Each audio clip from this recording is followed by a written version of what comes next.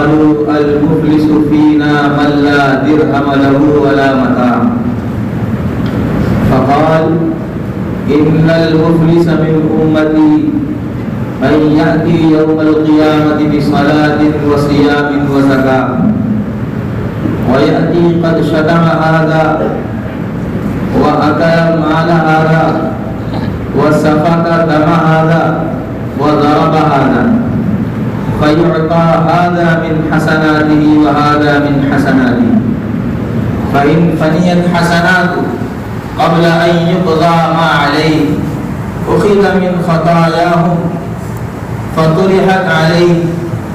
ثم طرح في النار أو كما قال عليه الصلاة والسلام.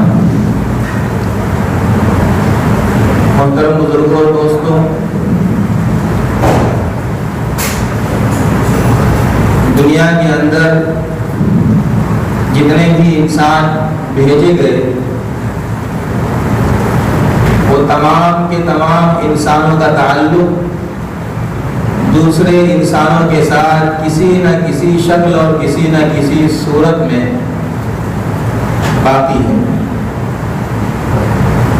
کوئی کسی دوسرے سے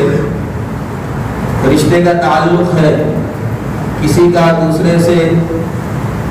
پڑھنے پڑھانے کا تعلق ہے، گھر میں میاں بیوی کا تعلق ہے، پیدائش کو لے کر ماں باپ کا تعلق ہے، محلے اور علاقے میں ملک میں رہنے والے ہوں تو وطنیت کا تعلق ہے. ہر انسان کا دوسرے انسانوں سے کسی نہ کسی صورت میں تعلق اور ایک رشتہ ہے. رسول اللہ صلی اللہ علیہ وسلم اس کائنات کے اندر جو بھیجے گئے تو آپ صلی اللہ علیہ وسلم کی بعثت کا مقصد کیا ہے؟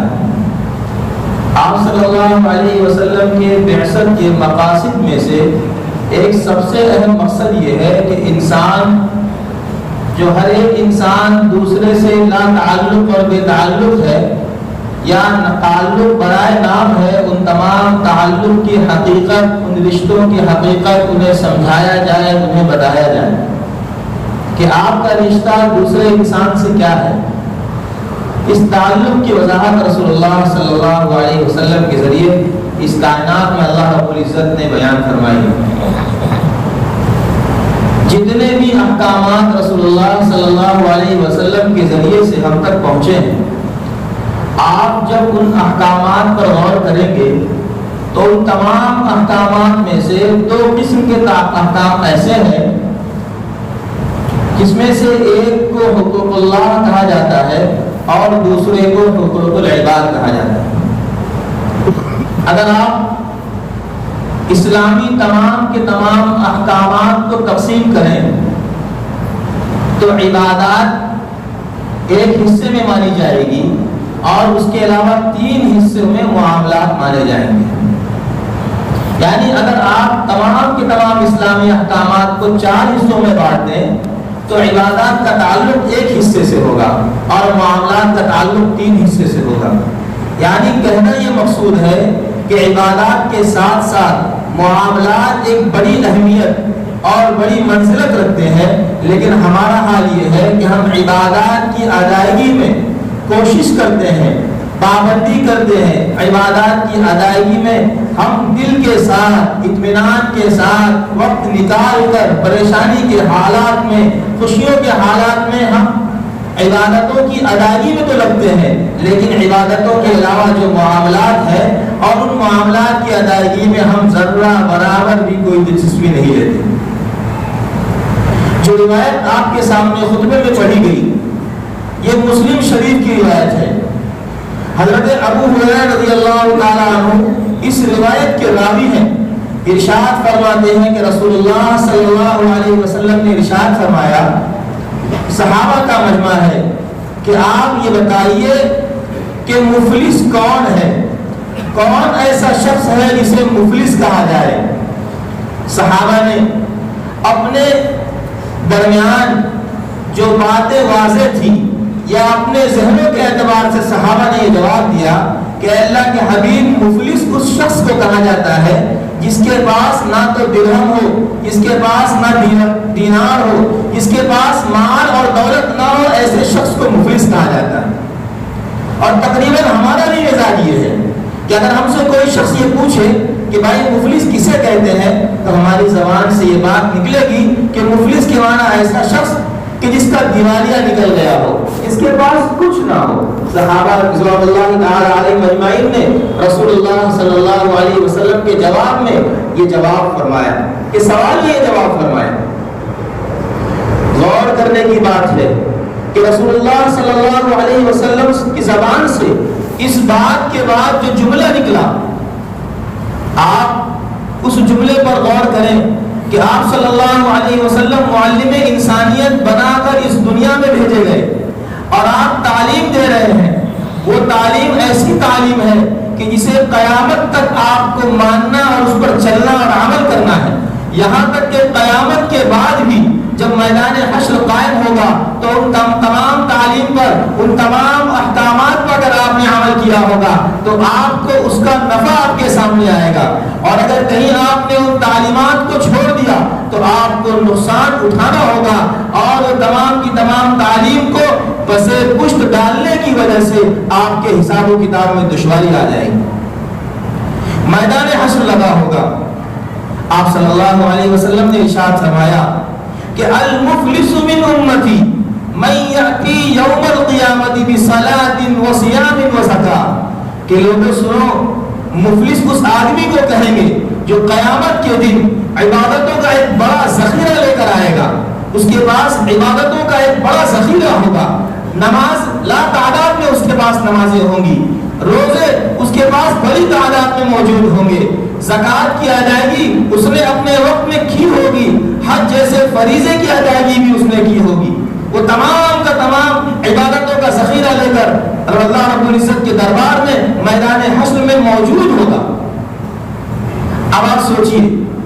اپنے ذہنوں پر یہ بات لائیے کہ ہمارا اور آپ کا ماننا یہ ہے کہ اگر ہم اللہ کی توفیق سے عبادتوں کا ذخیرہ لے کر آخرت میں پہنچ جائیں تو اللہ کیا کہنے کہ ہم نے عبادتوں کی ادائیگی میں وقت لگایا، ہم نے نماز کو پابندی سے پڑھا، ہم نے زکوٰۃ کی ادائیگی پر وقت کی، ہم نے حج کے فرض ہونے کے بعد جو اس کا وقت تھا ہم نے حج کی ادائیگی کی، ہم نے روزوں کو ادا کیا۔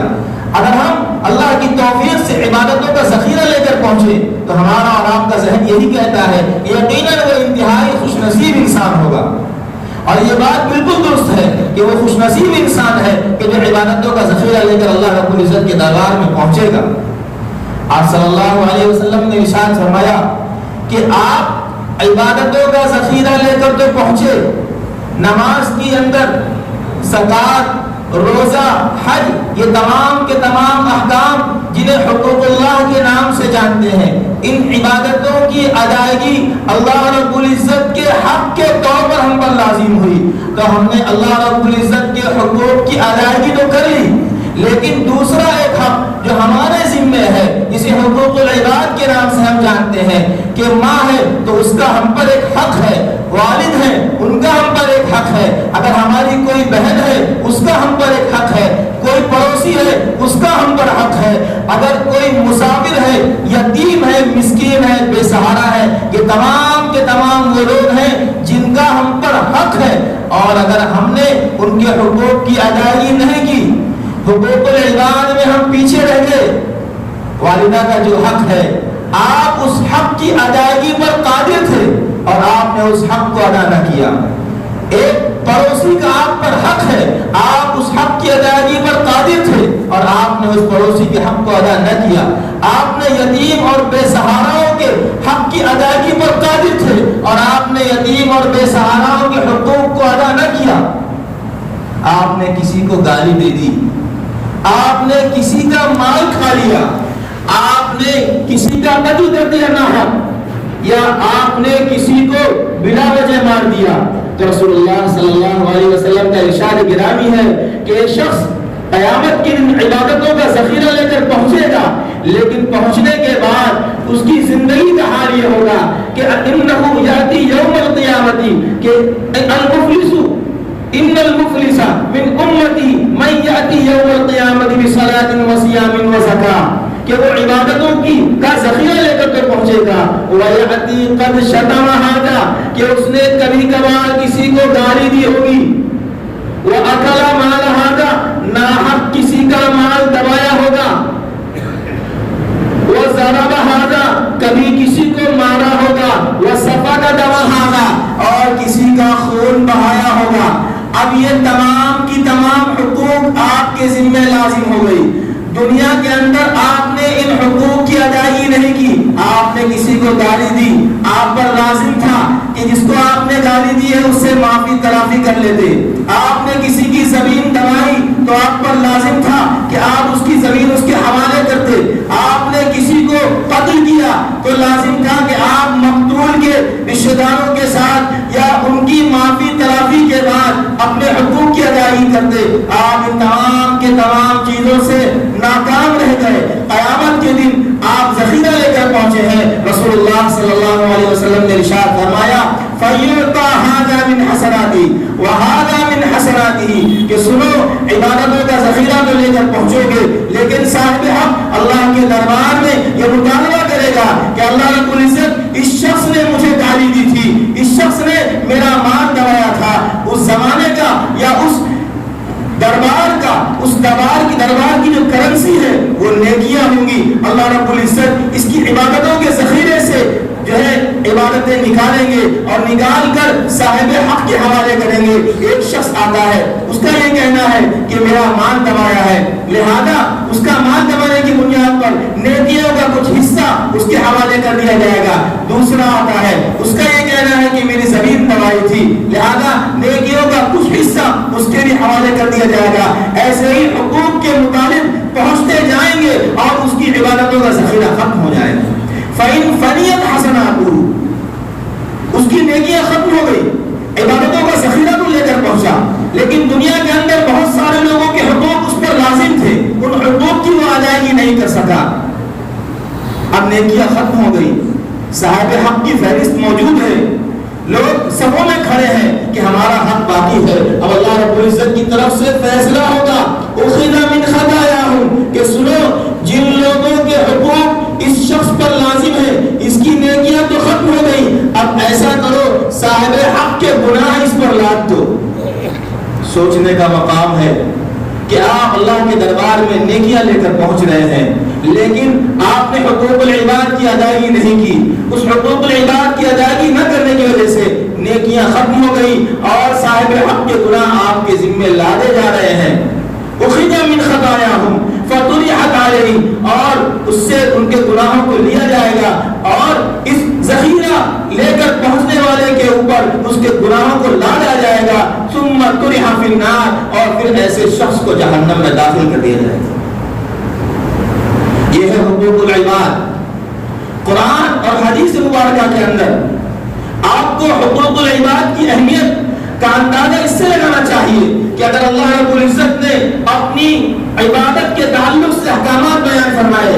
کہ آپ کو میری عبادت کرنی ہے, میرے ساتھ کسی کو شریک نہیں کرنا ہے, اس کے بعد اللہ رب العزت نے حقوق العباد کو گنوایا. اپنی عبادت, اپنے ساتھ کسی کو شریک نہ کرنا, اس کے بعد اگر کسی احکام کا شمار کرایا تو حقوق العباد کا شمار کرایا. رسول اللہ صلی اللہ علیہ وسلم کی ایک خواہش تھی. آپ صلی اللہ علیہ وسلم یہ خواہش کیا کرتے تھے کاش میں اللہ کے راستے میں شہید ہو جاؤں. ثم اقتل ثم احیا ثم اقتل ثم احیا.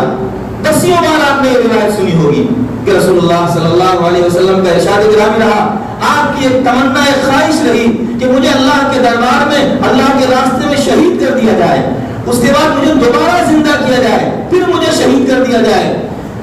اللہ رب العزت کے محبوب رسول اللہ صلی اللہ علیہ وسلم کا یہ ارشاد گرامی یہ بتاتا ہے, یہ تمنا یہ بتاتی ہے کہ شہادت کا درجہ کتنا بڑا ہے کہ ایک جلیل القدر پیغمبر جس کی بنیاد پر کائنات کو بنایا گیا, اللہ رب العزت کے بعد جس ذات کا درجہ ہے وہ ایک تمنا کا اظہار فرما رہے ہیں کہ مجھے اللہ کی راہ میں شہید کر دیا جائے.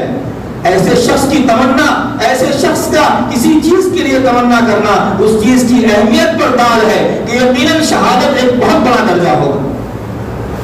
اب آپ آئیے رسول اللہ صلی اللہ علیہ وسلم کا ایک ارشاد گرامی سنیے کہ آپ علیہ السلام نے فرمایا یغفر للشہید کل ذنب الا الدین. مسلم شریف کی روایت ہے کہ رسول اللہ صلی اللہ علیہ وسلم نے ارشاد فرمایا کہ لوگوں سنو، شہید کے تمام گناہ معاف کر دیے جائیں گے. اگر کسی شخص کو شہادت کا درجہ مل گیا تو گویا کہ اس کے تمام گناہ بخش دیے جائیں گے الا الدین، لیکن قرض کی معافی نہیں ہوگی. قرض کی معافی نہیں ہوگی. جو قرض آپ نے کسی سے لیا ہے اس قرض کی معافی شہادت کے درجے کو پا جانے پر نہیں ہو جائے گی، کیونکہ قرض کا تعلق حقوق العباد سے ہے. علامہ نووی رحمۃ اللہ علیہ نے اس حدیث کی وضاحت کرتے ہوئے لکھا کہ حدیث کے اندر جو لفظ دین یعنی قرض کا لفظ ہے، اس سے مراد حقوق العباد ہے کہ آپ شہادت کے درجے کو پانے کے باوجود بھی اگر آپ نے کسی کا حق ضائع کر دیا تو جب تک کہ اس کی معافی تلافی آپ نہیں کریں گے اس وقت تک آپ کو شہادت کا درجہ پانے کے بعد جو راحتیں، جو مسرتیں اور جو مغفرت ملنی ہوگی اس مغفرت میں یہ چیز رکاوٹ اور مانع بن جائے گی. اور ہمارا حال کیا ہے؟ ہمارا حال یہ ہے کہ ہم اللہ رب العزت کی عبادت کی ادائیگی کو صرف دین اور اسلام سمجھتے ہیں. یقیناً دین اور اسلام اللہ رب العزت کی بندگی کا نام ہے، لیکن اللہ رب العزت کی بندگی ناقص ہوگی اگر آپ نے نمازوں کی ادائیگی کر لی، آپ نے زکوٰۃ کی ادائیگی کر لی، آپ نے روزوں کی ادائیگی کی، آپ نے حج کی ادائیگی کی، لیکن ساتھ ساتھ میں اگر آپ نے بندوں کے جو حقوق آپ پر لازم تھے آپ نے اس میں کمی اور کوتاہی کی ہوگی تو یقیناً آپ نے اللہ رب العزت کی طرف سے جو اسلام ہمیں دیا گیا اس اسلام پر آپ کامل طور پر اور 100% عمل کرنے والے مانے نہیں جائیں گے. عبادتوں کی ادائیگی کرنی ہے اور ساتھ میں جن کے حقوق آپ سے وابستہ ہیں، جن کے حقوق آپ پر لازم ہے، ان تمام لوگوں کے حقوق کی ادائیگی ذمہ داری کے ساتھ آپ کو کرنی ہوگی. آپ اگر ان حقوق کی ادائیگی پر قادر ہیں تو آپ کو ان حقوق کی ادائیگی کرنی ہے. آپ جتنے بھی فقہ کی کتابیں ہیں آپ اس میں ضابطہ اور اصول پڑھیں گے. اگر آپ نے کسی شخص سے قرض لیا مثال کے طور پر تو اس کی ادائیگی کی دو صورت ہے. یا تو آپ قرض کی ادائیگی جو رقم آپ نے لی ہے اس کو واپس لوٹا دیں.